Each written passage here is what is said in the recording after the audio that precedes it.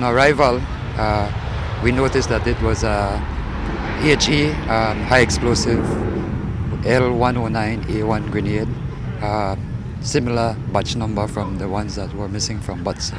So this now takes a total to 8 that we have recovered from the batch of 24 that was missing. Okay, now this was found underneath a wooden church in an area that is crowded. It's a residential area where street is packed with houses and children in the neighborhood.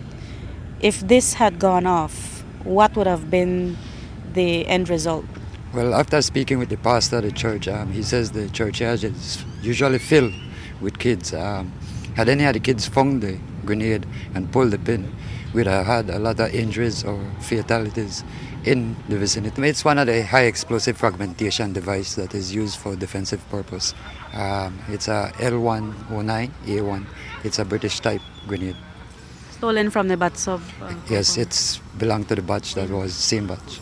The range of injuries would have extended how far? Well, because it was under the church, somewhat the wooden structure would have curtailed some of the shrapnels. However, the children or the persons in the near vicinity would have been seriously damaged or fatally wounded.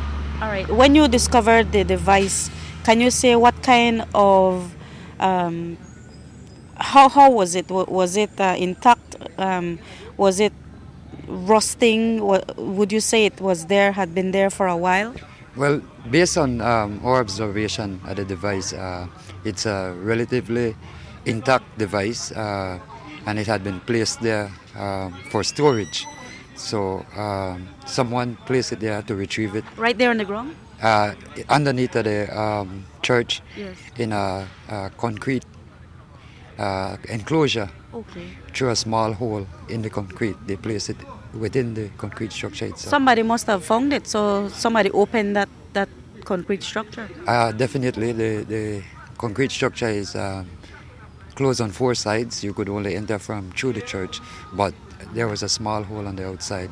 So someone made a hole to place that device in there to retrieve it at a later date.